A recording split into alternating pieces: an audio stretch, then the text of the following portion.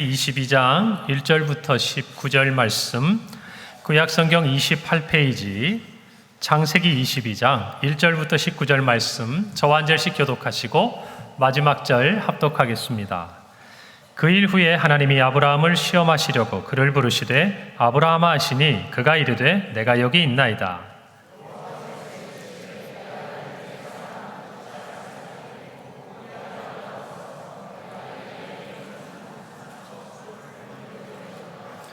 아브라함이 아침에 일찍이 일어나 나귀 한 장을 지우고 두 종과 그의 아들 이삭을 데리고 번제에 쓸 나무를 쪼개어 가지고 떠나 하나님이 자기에게 일러주신 곳으로 가더니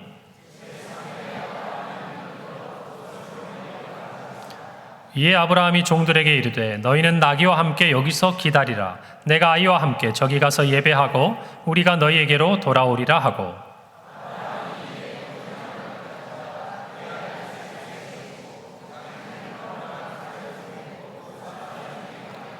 이삭이 그 아버지 아브라함에게 말하여 이르되 내 아버지여 하니 그가 이르되 내 아들아 내가 여기 있노라. 이삭이 이르되 불과 나무는 있거니와 번제할 어린 양은 어디 있나이까.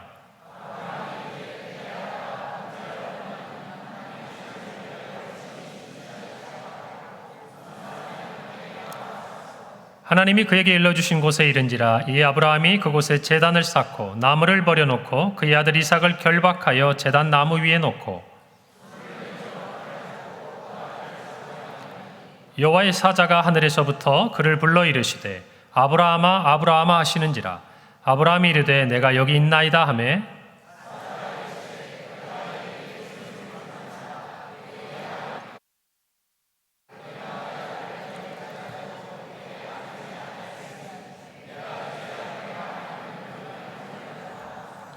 아브라함이 눈을 들어 살펴본즉 한 순양이 뒤에 있는데 뿔이 수풀에 걸려 있는지라. 아브라함이 가서 그 순양을 가져다가 아들을 대신하여 번제로 드렸더라.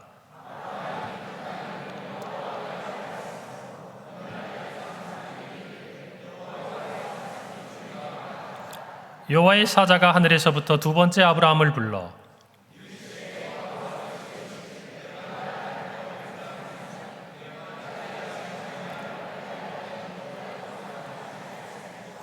내가 내게 큰 복을 주고 내 씨가 크게 번성하여 하늘의 별과 같고 바닷가의 모래와 같게 하리니 내 씨가 그 대적의 성문을 차지하리라.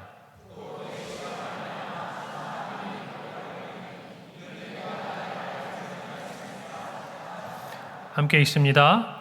이에 아브라함이 그의 종들에게로 돌아가서 함께 떠나 브엘세바에 이르러 거기 거주하였더라. 아멘. 할렐루야. 2년 연속입니다. 작년 어린이날도 비가 왔는데 오늘도 비가 오고 있습니다. 왜 기억하냐면 작년 5월 5일이 토요일이었어요. 그래서 토요일 날 저희 교회에서 평양 제1로에 해마다 사실은 어린이 글짓기 그림 그리기 대회를 하는데 작년에 비가 오는 바람에 아이들이 왔다가 야외 나가지 못하고 저희 교회 이렇게 곳곳에 예배당 또 부서실 가가지고 거기에서 그림도 그리고 글도 쓰고 그렇지만 맛있는 것은 배불리 저희가 또 먹이고 그렇게 해서 시상까지 다 하고 지나갔던 기억이 나서 제가 올해는 비가 안 와야 되는데 그런데 딱 어제까지 날씨가 좋고 오늘 주일에 비가 오더라고요. 그래서 제가 주일에 오면 우리 성도들 오고 가는 길에 불편하지만 그냥 아이들에게 양보했다 생각하자. 좋은 날 아이들에게 양보했다. 그래서 여러분 어제 이 자리에 이렇게 많은 아이들이 왔어요. 저희 노예에 속한 저기 수원 아래쪽에서부터 시작해가지고 경기 북부에서부터 와가지고 아이들이 함께 찬양하고 예배드리고 그림 그리기 글짓기 대회 했는데 여러분 그거 한번 사진 몇 커트 보시겠어요? 네, 준비해봤는데 한번 보여주세요. 네. 자, 저렇게 오동글림공원 가가지고 돗자리를 펴고 그림을 그리고 있어요. 네. 이렇게 거기 설치된 또 이렇게 기구들도 함께 타기도 하고 교회 자리에 모여서 찬양도 하고 그리고 또 이렇게 탁자나 테이블 같은데 마련된 데 가서 그림도 글짓기도 하고 그리고 우리 이관희 집사님인데 집사님이 이렇게 찬양인도 레크레이션 인도하는데 거기에 있는 애들이 다 우리 평강교회 주일학생인 것처럼 너무 이렇게 잘 인도하고 또 여러분들이 너무나 귀하게 잘 섬겨주셨습니다. 여러분 어제 제가 아이들이 이렇게 있는 걸 보는데 너무 좋은 거예요. 저만 좋았을까요? 어제 오신 우리 장로님들 또 우리 집사님들 안수 집사님들도 이렇게 차량이나 모든 것 준비해 주시고 또 우리 그곳에 음식 만드시는 모든 분들 얼굴을 보니까 얼굴이 그냥 환해요. 뭐가 그렇게 좋은지. 여러분 수고하시지만 아이들이 즐거워하고 아이들이 기뻐하니까 그게 좋으신 거예요. 아마 여러분도 그 자리에 계셨으면 그랬을 거예요. 맞죠? 그럼요. 요즘에 아이들을 보면 이렇게 저희들의 마음이 훈훈해지고 참 사랑스러워집니다. 그 마음이 안 느껴진다. 뭔가 문제가 있는 거예요. 여러분, 우리가 아이들을 보기만 해도 정말 좋은 마음들은 하나님이 주신 마음이라고 생각을 합니다. 여러분, 이렇게 아이들을 볼 때 참 좋은 우리의 마음이 있는데 우리에게 들려오는 이야기들은 굉장히 좀 걱정되고 안타까운 이야기들이 많이 들려와요. 여러분, 인구절벽이라는 얘기 많이 들어보셨죠? 여러분, 경제협력개발기구 OECD 38개국이 있는데 그 가운데서 저희 나라가요 11년째 합계 출산율 꼴찌를 기록했습니다. 몇 년째? 11년째예요. 여러분, 작년에 마지막 4분기 합계 출산율이 저희 나라가 0.65명이었어요. 여러분, 합계 출산율이라는 건 뭔가 하면 가임기에 있는 여성, 그러니까 외국은 좀 일찍 이렇게 아프리카 같은 출산 시작되잖아요. 그래서 15세부터 49세 정도까지를 이 가임기 여성으로 봅니다. 근데 뭐 사실 앞뒤에는 굉장히 좀 어렵죠. 그런데 정말 이 나이대 여성이 평생에 낳을 것으로 예상되는 평균 출생아 숫자예요. 얼마의 기간 동안 낳는 숫자? 평생에. 근데 그 평생에 낳는 숫자가 몇 명이다? 우리 작년 4분기 우리나라가 0.65명이니까 여러분 엄청난 겁니다. 이건 정말 우리가 사실은 피부에 느끼지 못할 뿐이지 이미 우리에게 닥친 현실이에요. 한 10여 년이 지나면 우리는 여기에 대한 분명한 고지서를 받게 될 거예요. 여러분, 이 부분들을 볼 때 우리가 단적으로 비교해 보면요, 얼마나 적은 숫자인가 하면 지금 우크라이나에서 전쟁이 계속 수년째 일어나고 있잖아요. 우크라이나가 작년 하반기가 숫자가 얼마였냐? 0.7이에요. 전쟁이 일어나는 나라보다 현재 우리나라에서 태어나는 이 합계 출산율이 더 낮다라는 거, 여러분 이거 심각한 거 아니겠습니까? 더 나아가서 작년 말에 뉴욕타임즈에서는요, 우리나라의 인구 감소에 대한 기사를 다루면서 우리나라의 인구 감소 속도가 14세기에 흑사병이 창궐했던 유럽보다 더 빠르다고 경고했어요.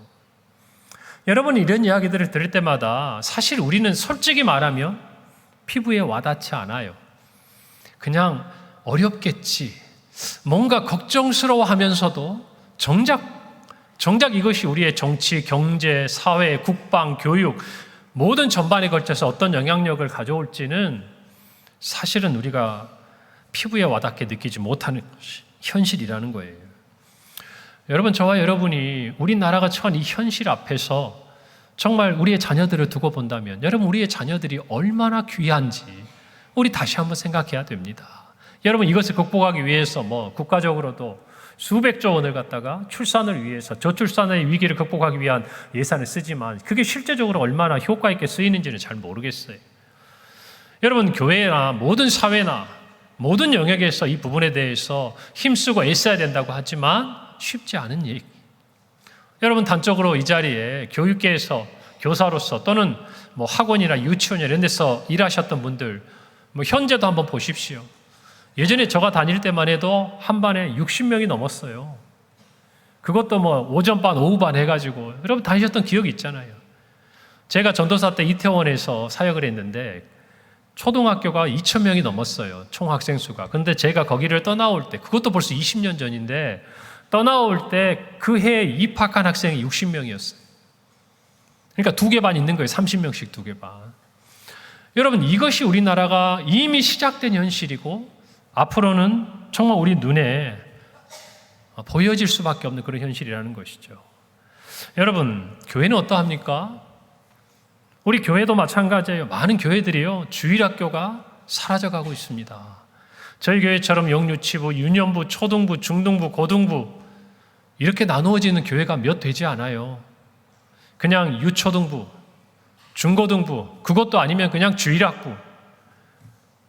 전체 통칭해서 그렇게 하는 거예요. 여러분, 점점 그런 일들이 강화되는 거예요. 교회 입장에서 보자면요, 대한민국의 인구 감소 속도보다 훨씬 빠르게 이미 체감이 되고 있는 거예요. 왜냐하면 그마저도 적은데 세상에 우리 아이들의 눈에는 너무나 재밌는 게 많거든. 벌써 우리 아이들의 그 모든 마음들이, 발걸음이 교회에서 멀어지기 시작하면서 이미 교회는 먼저 그걸 느끼기 시작하고 있다는 것이죠. 그런 일들은 또 다른 많은 사역자들이, 또 어린이들을 위해서 섬길 수 있는 그런 자리들이 줄어들고 있다는 것을 의미하기도 하는 거예요. 여러분, 그런데 우리는 지금까지 외부적인 것들에 너무 관심이 많아요.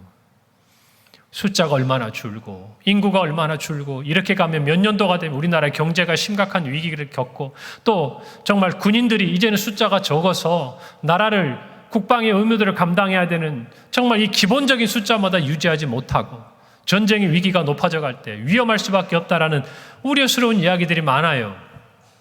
여러분, 그런데 우리가 알면서도 체감하지 못하는 보다 중요한 본질적인 것들이 있어요. 그건 뭐냐면 우리의 자녀들에게 우리가 가지고 있는 이 믿음의 유산이 제대로 전수되고 있는가 하는 거예요.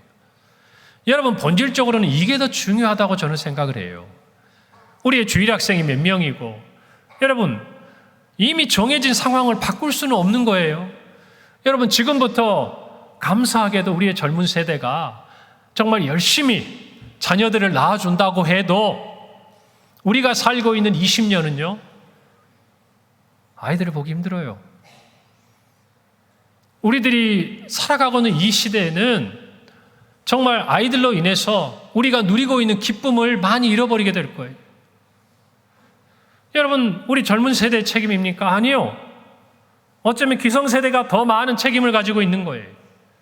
가정에 대한, 자녀에 대한 많은 기대들을 빼앗아가 버린 것, 우리 다음 세대들에게 우리가 책임을 물을 수 있습니까?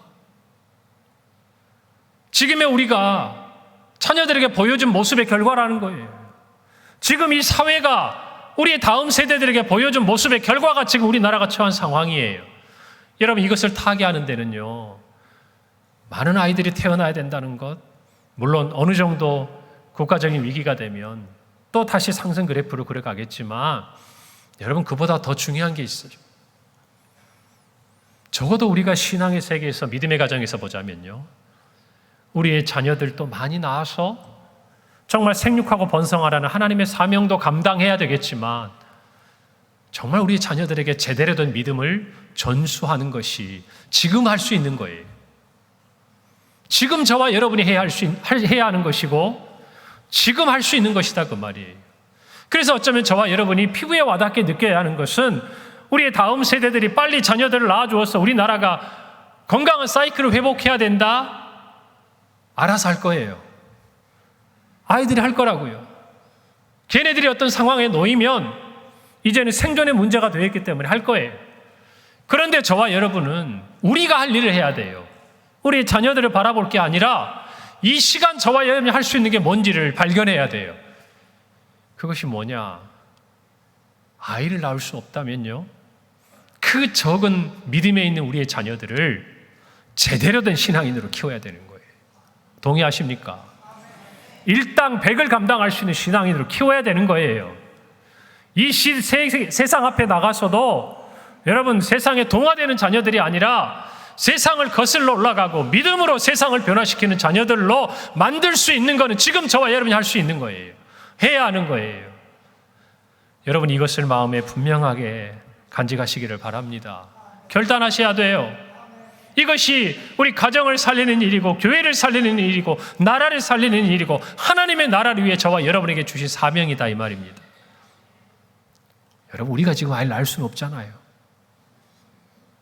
그런데 한 가지는 알 수 있잖아요. 우리에게 주신 그 자녀들, 우리의 자녀들의 자녀들을 제대로 된 신앙인으로 키우는 것은 저와 여러분이 해야 할 일이다, 그 말입니다. 여러분, 오늘 본문은 어린이날과 어울리지 않아요. 그렇지 않으세요? 어린이날에 지금 우리가 어떤 본문을 읽었죠? 아버지가 아들을 죽여서 하나님께 제물로 드리는 본문 아닙니까? 제가 몇 주 전에 이 본문이 순서대로 아브라함의 삶에 대해서 제가 묵상을 하면서 보는데 딱 이때 걸리더라고요. 그래서 제가 본문을 바꿔야 되나 뭐 이런 생각을 좀 했어요. 잠시 잠깐. 근데 이 말씀을 묵상하다 보니까 참 하나님이 하시는 일은 너무나 정확하구나. 오늘 우리에게 꼭 들어야 될 말씀이 이 본문 가운데 있구나라는 생각이 제가 들었어요. 여러분, 오늘 본문의 모든 이야기의 시작은요, 하나님께서 아브라함을 찾아오셔서 하신 한 말씀에서 시작합니다. 1절이에요. 이렇게 기록되어 있어요. 그 일 후에 하나님이 아브라함을 시험하시려고 그를 부르시되 아브라함아 하시니 그가 이르되 내가 여기 있나이다. 1절에 그렇게 기록하고 있어요. 그 일 후에 하나님이 아브라함을 시험하시려고 그를 불렀다고 말이에요. 그런데 그 시험의 내용이 뭡니까? 2절에 보면 아들을 바치라는 것이죠. 여러분, 도대체 이런 시험이 어디가 있냐 그 말이에요. 왜 하나님은 이런 시험을 아브라함에게 하냐 그 말이죠. 여러분, 우리는 시험에 대해서 크게는 두 가지가 있다는 걸 잘 알고 있습니다. 하나는 테스트죠. 우리를 연단하고 우리를 단단하게 하고 훈련시키는 하나님의 뜻 안에서 이루어지는 것들이에요. 아마 저와 여러분이 이런 것들을 많이 경험했을 겁니다. 그런데 우리가 경험한 것 또 하나가 있습니다. 유혹이에요. 이걸 하나님이 하시는 게 아니에요. 마귀가 하는 거예요. 우리를 넘어뜨리려고 하는 거예요. 마귀의 유혹은요, 하나님 앞에서 저와 여러분이 가진 내면의 죄악들을 자꾸 감추게 해요.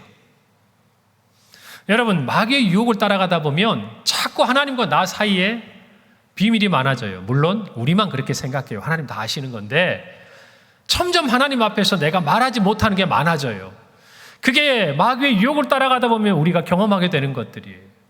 여러분, 그런데 하나님의 시험을 지나가게 되면 어떤 일이 일어나는 줄 아세요? 우리의 모든 것이 하나님 앞에 다 드러나게 돼요. 우리가 가진 생각들, 나도 모르고 있던 내 마음의 욕심들, 욕망들, 나도 모르게 행하고 있던 모든 일들이 하나님의 이 테스트, 하나님의 이 시험을 지나가다 보면요, 다 드러난다 그 말입니다. 여러분, 오늘 하나님은요, 아브라함에게 어떤 시험을 하셨어요? 내 아들, 내 사랑하는 독자 이삭을 번제로 드리라. 여러분, 이 시험 앞에서 아브라함이 감출 수 있는 게 있습니까? 감출 수 있는 게 없어요. 밑바닥에 있는 모든 게 다 드러나게 되어 있어요. 정말 하나님을 사랑한다고 하는데 얼마나 사랑하는지, 하나님을 믿는다고 하는데 진짜 하나님이 내 아들을 살려주실 줄 믿고 있는지, 하나님이 나에게 주신 이 영원한 언약을 하나님이 신실하게 지키는 분이라고 내가 흔들림 없이 붙들고 가고 있는지, 평소에 내가 하나님을 제일 사랑한다고 했는데 진짜 내 아들보다 사랑하는지, 여러분, 모든 게 하나도 남김없이 다 드러나는 시험이에요. 여러분, 이런 시험의 자리를 지나면 놀랍게도 우리는 하나님과 더 가까워집니다. 더 가까워져요. 잠시 멀어질 수도 있어요. 그러나 하나님의 시험은요, 절대 우리를 포기하지 않아요. 할렐루야? 그걸 믿으셔야 돼요. 그래서 하나님의 시험은 우리를 더 단단하고 더 성숙하고 더 성장시키는 거예요. 그러나 마귀의 유혹은 어때요? 우리를 하나님으로부터 멀어지게 하고 믿음으로부터 떠나가게 하는 거 아니겠습니까? 오늘 하나님이 아브라함에게 이와 같은 시험 주신 목적이 16절과 18절에 기록되어 있습니다. 한번 보실까요? 이르시되 여호와께서 이르시기를 내가 나를 가르쳐 맹세하노니 내가 이같이 행하여 내 아들 내 독자도 아끼지 아니하였은즉 내가 내게 큰 복을 주고 내 씨가 크게 번성하여 하늘의 별과 같고 바다의 모래와 같게 하리니 내 씨가 그 대적의 성문을 차지하리라. 또 내 씨로 말미암아 천하 만민이 복을 받으리니 이는 내가 나의 말을 준행하였음이니라 하셨다 하니라. 결과가 뭐예요? 하나님의 복이었어요. 하나님이 약속하신 것들에 대한 확인이었어요. 아브라함이 믿었던 모든 것들, 하나님 앞에 행했던 모든 것들이 검증되는 시간이고 미래를 향해서 다시금 확인되는 시간이에요. 이것이 하나님이 시험하신 목적이었다는 것이죠. 사랑하는 성도 여러분, 저와 여러분 이런 시험의 자리를 지나갑니다. 그런데 우리만 지나가는 게 아니에요. 우리의 배우자들이 지나갑니다. 우리의 가족이 지나갑니다. 우리 부모님, 우리 자녀들이 지나가요. 우리의 삶이 하나님의 테스트를 통과하는 모든 자리는 혼자 걷는 게 아니에요. 여러분 생각에는 왜 나만 겪는 고난이라고 묻고 싶고 왜 나에게만 이런 일이 오냐고 묻고 싶지만 여러분 아플 때 혼자 아픈 거 아니에요? 여러분 가난할 때 혼자 가난한 거 아니에요? 여러분 고민 있는 거 다 알아요. 얼굴만 보면 알아요. 여러분 낙심하고 절망한 것, 그것을 바라보는 부모의 마음은 더 찢어지는 거예요. 여러분, 그래서 저와 여러분은요, 함께 지나가고 있는 거예요. 그 시간을 통해서 하나님이 빚으시는 것이죠. 그래서 하나님은 저와 여러분에게 사명을 주시는 거예요, 부모로서. 여러분, 신명기 6장 6절에서 7절입니다. 우리가 잘 아는 말씀, 쉐마 이스라엘, 이스라엘아 들으라. 오늘 내가 내게 명하는 이 말씀을 너는 마음에 새기고 누구에게? 내 자녀에게 부지런히 가르치며 집에 앉았을 때든지 길을 갈 때든지 누워있을 때든지 일어날 때든지 이 말씀을 강론할 것이며 라고 말씀해요. 이것이 부모인 저와 여러분에게, 또한 우리 평강의 다음 세대보다 앞서 있는 저와 여러분이 전해줘야 될 하나님의 말씀의 태도라는 것입니다. 할렐루야. 그래서 오늘의 말씀은요, 이 아브라함에게 주셨던 시험을 통해서 그 현장에서 이루어지고 있는 믿음의 세대 계승에 대해서 이야기해 주고 있는 거예요. 여러분, 오늘 말씀 우리가 읽으면서 전체적인 눈으로 좀 볼 수 있어야 돼요.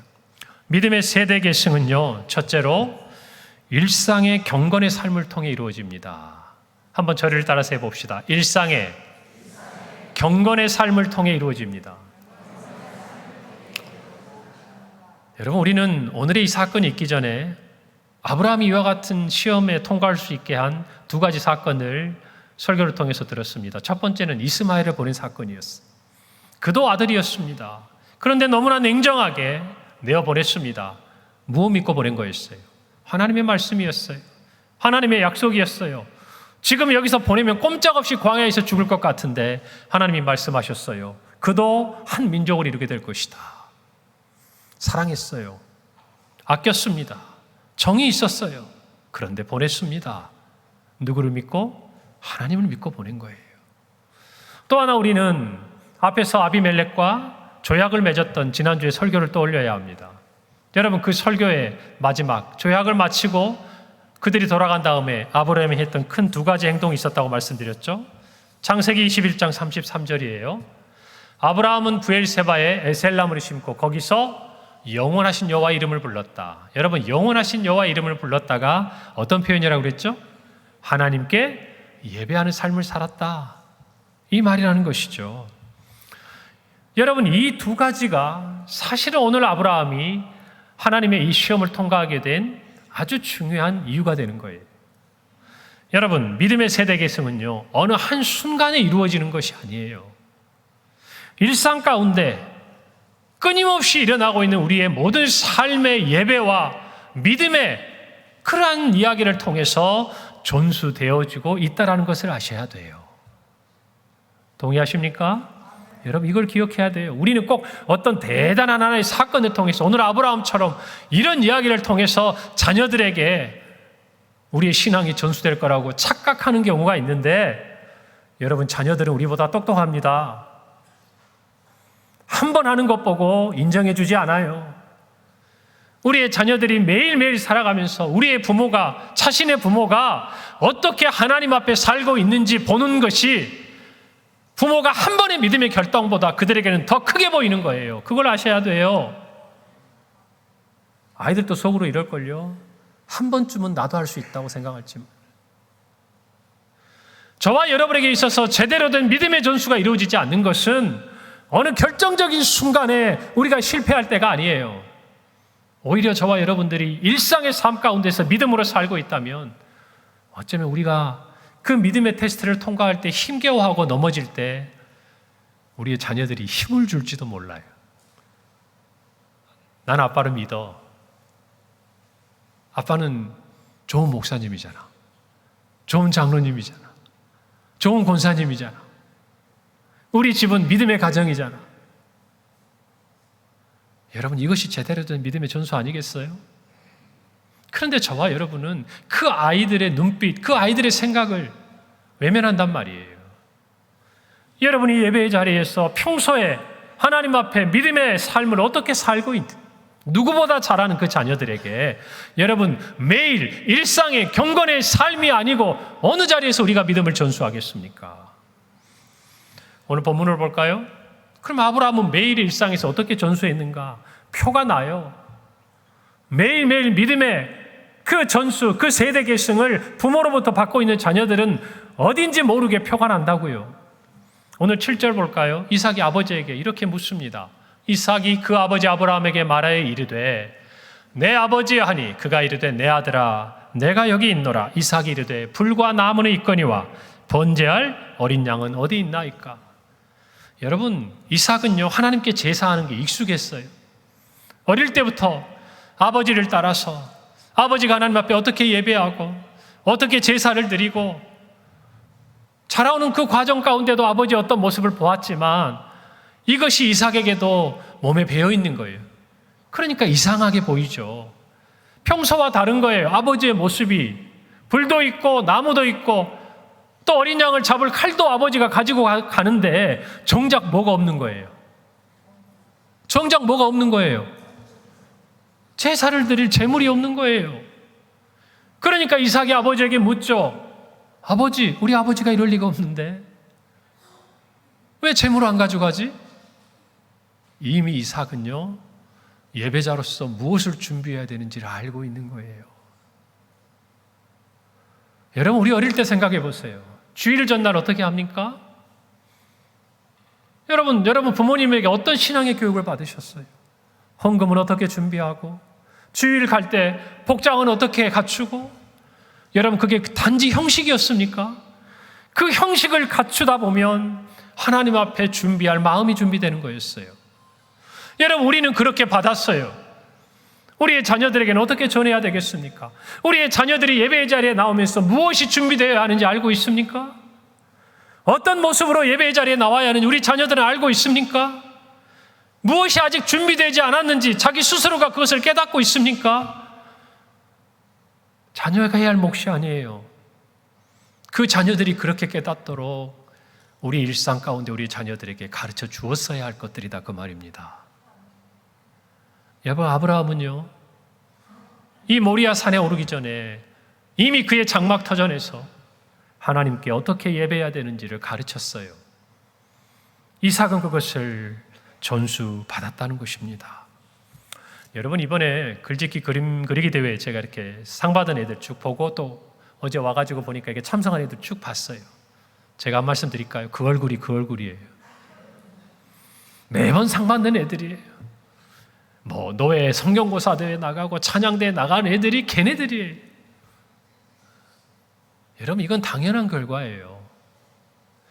제가 모르긴 몰라도요 그 아이들은 가정에서 정말 특별한 몇 명, 부모님이 믿지 않지만 하나님이 정말 사랑하셔가지고 교회를 좋아하고 하나님 좋아해서 교회에 나온 그 아이들 몇 명 빼고는요 가정에 교육이 있는 거예요. 그 아이들에서부터 말씀을 먹고 가정에서 하나님께 찬양을 드리고 하나님을 어떻게 해서든지 표현해 보니까 글로도 표현이 되고 그림으로도 표현이 되는 거예요. 정확해요. 여러분, 자녀에게 여러분이 하는 것들은요 정확해요. 그 자녀들에게 나타나게 되어 있어요. 여러분, 디모데후서 1장 5절에 여러분, 우리가 잘 아는 바울은요 그의 믿음의 아들 디모데에게 편지하면서 이렇게 씁니다. 이는 내 속에 거짓이 없는 믿음이 있음을 생각함이라. 이 믿음은 먼저 내 외조모 로이스와 내 어머니 유니게 속에 있더니 내 속에 있는 줄을 확신하노라. 바울이 죽음을 앞에 두고 쓴 편지입니다. 얼마나 많은 사역자를 봤을까요? 자기가 얼마나 많은 환자들을 고쳐주고 정말 세상 가운데 있다가 믿음으로 나아왔던 얼마나 수많은 사람들을 만났을까요? 그런데 그 중에서도 믿음의 아들이라고 일컫는 이 디모데를 보면서 여러분, 바울은 이렇게 이야기하는 거예요. 이것이 너에게서 시작된 게 아니라는 거예요. 너의 외조모와 너의 어머니로부터 내가 비록 헬라인 이방인 아버지를 밑에서 태어났지만 이 거짓 없는 믿음이 오늘 내가 너를 보고 이제 너와 이별을 앞에 둔 이 순간까지도 내가 그것을 알겠다는 거예요. 우리가 우리 자녀들에게 물려준 것은 표가 나게 되어 있습니다. 하나님이 아시고 믿음의 사람들이 알고 세상 사람들이 알게 돼요. 그렇게 되기를 바랍니다. 그것을 위해서 우리 일상 가운데 그것이 전수되어야 돼요. 여러분 집에 가보면 압니다. 신방을 가보면 저한테 신방 받은 분들 긴장하지 마세요. 여러분 들으라고 한 얘기 아니에요. 제가 신방 다닌 지만 20여 년 가까이 됐으니까 어느 집이에요. 강아지들 많이 키우잖아요. 옛날부터 많이 키웠어요. 가보면 여러분 가족들이 모여서 찬송 부르는 케이스가 별로 없습니다. 그런 상황이 별로 없어요. 정기적으로 집에서 예배를 드리면요, 강아지도 알아요. 몇 명이 모여서 찬송가 부르면 어느 강아지는 얌전히 옆에 앉아서 가만히 있습니다. 처음에는 막 꼬리를 흔들고 안아달라고 그래도 예배 시작하면 가만히 있어요. 그런데 어느 집 가보면 자기도 찬송 불러야 되는 줄 알고 막 짖는 애들이 있어요. 눈치가 빨라가지고. 여러분, 표가 난다니까요. 여러분의 일상 가운데서 이 믿음이 전수되지 않으면 다른 기회가 그다지 여러분에게 찾아오지 않아요. 미루면 안 돼요. 지금 하셔야 돼요. 잠언 22장 6절에 마땅히 행할 길을 아이에게 가르치라. 그리하면 늙어도 그것을 떠나지 아니하리라 그랬어요. 여러분, 저는 여러분이 질문 하나 해드리고 싶은데, 여러분 이때 이삭의 나이가 몇 살쯤 됐다고 생각하십니까? 아브라함 그랬어요. 이 아이와 함께 갔다가 우리가 함께 돌아오겠다. 몇 살쯤 됐을 것 같아요? 여러분, 성경학자들이 연구한 결과에는요, 최소 20대 전후예요. 20대 전후라고. 그러면 100세가 넘은 아버지에게 자기를 죽이려고 하는데 뭔가 불편한 행동이 나와야 정상 아닙니까? 저는 이삭이 아버지가 자기를 죽이려 할 때 가만히 죽어야 된다고 얘기하는 게 아니에요. 가만히 있었어야 된다고 말씀드리는 게 아니에요. 놀랍게도 일반적인 아이들이라면 왜 나한테 이런 행동을 하냐고 항의하고 도망갈 수 있는데 오늘 성경에 보니까 이삭에게 그런 모습이 보이지 않아요. 어떻게 설명할 겁니까? 어떻게 설명할 거예요? 신앙의 교육이 아니면 이 상황을 설명할 수가 없는 거예요. 아버지와 함께 하나님 앞에 제사드리러 온 이삭이, 모르겠어요. 저는 그 마음이 진짜 어떠했을지. 그런데 그 아버지의 행동 앞에서 어린 양과 같이 있는 이 이삭의 모습은요, 여러분 신앙의 교육이 아니면 설명할 수가 없는 거예요. 우리의 자녀들이 저와 여러분의 삶을 볼 때 이렇게 질문할 수 있어요. 아빠 꼭 이렇게 해야 돼? 이렇게까지 우리가 예수님 앞에, 교회 앞에 뭘 해야 돼? 아빠 이번 한번 양보해 줄 수 있잖아. 이번 한 번은 눈 감아 줄 수 있잖아. 라고 이야기할 때 우리의 자녀들이 신앙의 교육에 되어 있다면 우리 아이들이 이해가 되지 않고 불편하고 이렇게까지 하는 엄마 아빠가 도무지 자기 생각으로는 받아들여지지 않아도요, 부모의 선택을 존중합니다. 그런데 신앙이 전수되지 않으면 상처가 돼요.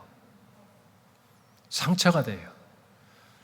아빠는, 엄마는 나보다 하나님을 더 사랑해. 아빠는, 엄마는 나보다 교회를 더 좋아해.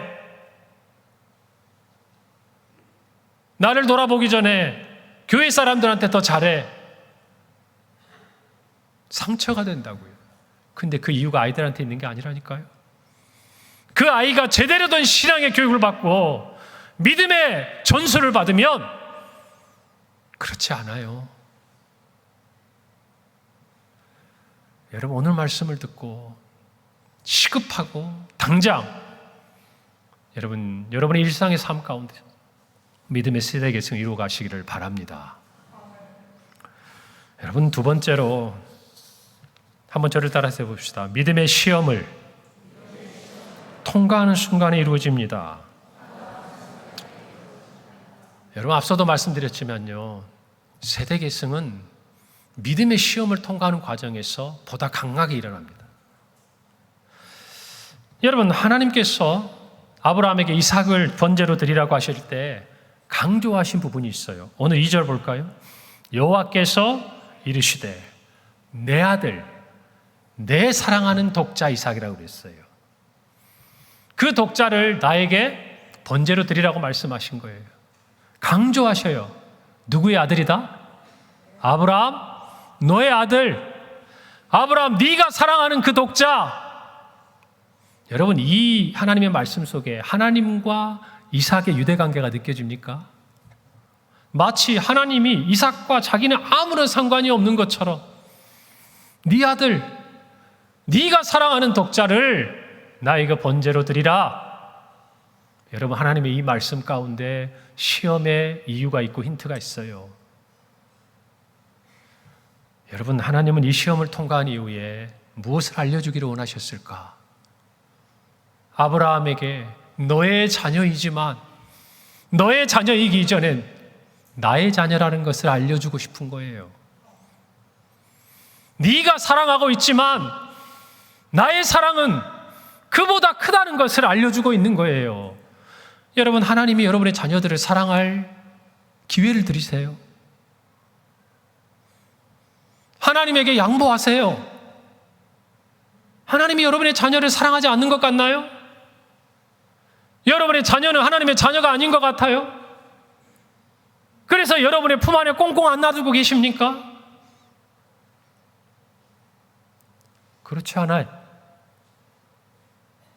하나님의 자녀예요. 하나님이 사랑하셔요.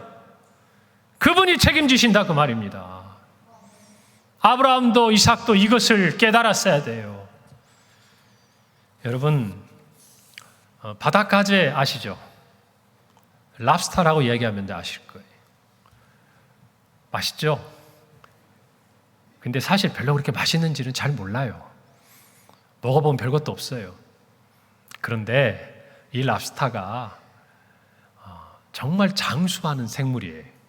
근데 이유가 있답니다. 여러분, 모든 인간을 포함한 생물들은요, 성장하고 생명을 유지하기 위해서 세포 분열을 지금 이 순간에도 하고 있는 거예요, 저와 여러분이. 근데 이 염색체 끝부분에 붙어 있는 반복 염기 서열 중에 텔로미어라는 게 있어요. 여러분, 이 세포 분열을 할 때마다 이 텔로미어가 줄어들어요. 그러면서 우리는 늙어가요. 노화가 시작된다고요. 여러분, 그런데 특이하게도 이 바닷가재는 이 텔로미어가 줄어드는 것을 막아주는 텔로머레이즈라는 효소가 활성화되어 있어요. 그래서 우리는 이것이 사라지고 나면 점점 노화가 되는데 이 바닷가재는 사라진 것이 다시 회복된다 그 말이에요. 여러분, 그러니까 이 계산대로 하자면 이론적으로 바닷가재는 어때요? 계속 살 수 있는 거죠. 계속 살 수 있는 거죠. 그런데 이 바닷가재가 계속 살기 위해서 한 가지 꼭 해야 되는 게 있어요. 그게 뭘까요? 그게 뭘까요? 껍질을 벗는 거예요. 여러분, 바닷가재가 세포 분열이 점점 이루어지는데 단단한 갑각류잖아요. 이 껍질이 있어요. 그러니까 이 껍질이 있는 한 더 이상 성장할 수도 없고 분열이 이루어질 수도 없고 살 수도 없는 거예요. 끼어 죽는 거예요, 그냥 거기 틀 안에서. 그래서 살기 위해서 갑각류인 이 바닷가재는 탈피를 합니다. 벗어요. 그리고 나서 더 큰 단단한 껍질을 만들어가요. 그런데 이 탈피를 하는 순간 바닷가재는 어떤 상황에 놓이게 될까요? 가장 연약한 피부를 갖게 돼요. 그리고 세균에 감염될 위기에도 처하게 되고요. 또 하나 정말 중요한 거는 제대로 된 탈피를 하지 못해가지고 거기에 갇혀서 죽게 되는 일들도 일어나는 거예요. 더 커지면 커질수록 온전하게 탈피하는 게 더 어려워지는 거예요. 결국 힘든 과정이지만 이 과정을 지나야 생명을 유지할 수 있는 거예요. 여러분, 저와 여러분도 마찬가지예요. 우리는요, 믿음의 시험을 통해서 성장해 가요. 성숙해 가요. 어쩌면 그것은 하나님 앞에 다 발가벗는 거하고 똑같아요. 세상의 모든 시험 앞에서 우리가 노출되어 있는 것, 무방비로 노출된 것과 똑같은 그런 정말 죽음의 골짜기 같은 시간은 지나갈 때도 있어요. 그러나 저와 여러분이 믿음 안에서 살아가려면, 믿음 안에서 성숙하려면, 더 단단해지고 더 성장해 가려면 우리는 껍질을 벗어야 된다 그 말입니다. 그래서 하나님은 저와 여러분에게 그 껍질을 벗도록 우리 인생 가운데 믿음의 여러 가지 테스트를 하시는 거예요. 그리고 그 껍질을 벗고 난 순간 저와 여러분은 더 성장해 가는 거예요. 아브라함도 이삭도요, 어쩌면 이 순간 지난 껍질을 벗어야 될 때가 된 거예요. 지금까지 좋았어요. 감사했어요. 그러나 이제 하나님이 아브라함을 떠나보내고 이삭과 함께 이어갈 이 영원한 언약을 만들어갈 때 이들이 탈피해야 될, 이제는 지금까지 입고 있던 모든 그 딱딱한 그 갑옷 같은 것들을 벗어버리고 연약한 자리로 다시 돌아가야 될 그때가 창세기 22장의 이때라 그 말이에요. 그래서 저와 여러분이 믿음의 시험이 세대 계승을 이루는 자리로 되도록 반드시 만들어야 돼요. 할렐루야. 반드시 만들어야 된다 그 말입니다. 아브라함도 자라고 이삭도 자라야 돼요. 여러분, 아브라함 이삭에게 뭘 가르쳤을까요? 얘기했을 거예요. 나는 갈 바를 알지 못하고 갈대아 우리에서 왔단다. 나는 나그네로 살면서 정말 내 목숨의 위기를 순간순간 느끼고 네 엄마를 내 누이라고 속일 수밖에 없었단다. 하나님이 나에게 이렇게 도와주셨단다. 아빠는 네 정말 삼촌이었던 롯을 살리기 위해서 전쟁도 불사했단다. 여러분, 그런데 분명히 아셔야 돼요. 이삭이 아브라함의 삶을 이해할 수 있을까요? 우리가 아무리 옛날에 못 먹고 못 입고 우리 애들한테 야, 엄마 아빠 때는 있잖아, 야, 간식이 어딨냐, 학교만 다녀도 감사하지, 야, 그때 대학, 야, 고등학교도 못 가고 우리는 지금 너희들은 야, 우리 때에 비하면, 이런 말하면 우리 애들이 엄마 그때는 어떻게 살았어요, 아버지 그때 얼마나 힘들었어요, 이럴 것 같아요? 아니에요. 신앙도 마찬가지. 여러분이 우리의 자녀들에게 엄마가 이렇게 했단다, 할아버지가 이렇게 하셨단다, 너희 할머니가 이렇게 하셨단다, 그때 정말 지금 생각하면 어떻게 우리가 그렇게 했는지 몰라, 하나님이 은혜를 주셔서 그렇게 했던 것 같아. 우리 애들이 어떻게 우리 할아버지 할머니, 어떻게 우리 아버지는, 엄마는 그렇게 했어요, 저도 꼭 그렇게 할게요. 그걸 기대하십니까? 버리세요. 포기하시라고요. 정말 그런 자녀들이 있으면요, 진짜 감사하셔야 돼요. 이삭에게는요, 살아계신 하나님을 만나야 될 삶의 자리가 필요했어요. 이걸 아셔야 돼요. 그래서 믿음의 시험을 통과할 때 우리만 가서는 안 돼요. 우리의 자녀들을 함께 데리고 가야 돼요. 그래서 우리가 어떻게 그 믿음의 결단을 하고 하나님의 말씀에 순종하고, 더 중요한 것, 하나님께서 우리의 믿음의 결단을 어떻게 응답하시는지를 우리가 그 현장에서 그 시간에 보듯이 우리의 자녀들도 그 자리에서 봐야 된다고 말이에요. 그래야 우리 아이들의 것이 돼요. 여러분, 오늘 22장의 이 이야기는요, 아브라함의 간증인과 동시에 누구의 간증이 돼요? 누구의 간증이 돼요? 이삭의 간증이 돼요. 이 모리아 산에서 아브라함과 이삭은 동일한 믿음의 체험을 해요. 그것이 전해지는 거예요. 여러분이 그것을 전해주지 않으면 우리 아이들은 우리와 같이 혼자서 똑같이 외로운 싸움을 해야 돼요. 그렇게 두시겠습니까? 전에도 한번 말씀드렸지만 대입을 앞에 두고 이런 얘기해요. 너는 공부해. 엄마 아빠가 가서 기도할게. 너는 밥 먹고 열심히 체력 쌓아서 공부해. 엄마 아빠가 금식하면서 기도할게. 그거는 엄마의 믿음의 과정이에요. 아이는 아무것도 배우고 느끼는 게 없어요. 자신이 힘든 삶이 다가오면 또 누군가가 엄마처럼 해주겠지, 또 누군가가 아빠처럼 해주겠지. 우리 아이들을 그렇게 키워야겠습니까? 아니라는 거예요. 오늘 아브라함의 이 시험은요, 믿음의 세대 계승이 이루어지는 현장이라는 것을 분명히 아셔야 돼요. 그래서 하나님이 이 테스트를 하신 거예요. 여러분, 오늘 성경에 보면요, 곳곳에마다 기록된 말씀이 있어요. 5절 말씀이에요. 내가 아이와 함께 저기 가서 예배하고, 함께 예배하고, 6절에 두 사람이 동행하더니, 8절에 두 사람이 함께 나아가서.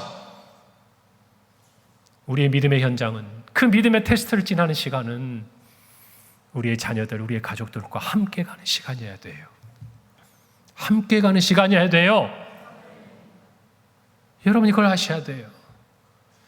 모든 시간을 함께 기도하고 모든 끼니를 함께 금식하라는 말이 아니에요. 적어도 부모가 어떻게 그 믿음의 현장에서 씨름을 하고 있는지 아이들이 직접 와서 몇 번이라도 봐야 된다고 말이에요. 그래야 아이들도 같이 우리와 같이 껍질을 벗고 또 다른 성장과 성숙을 향해 나아갈 수 있다는 것이, 오늘 이 말씀이 여러분의 가정에 새겨지기를 바랍니다.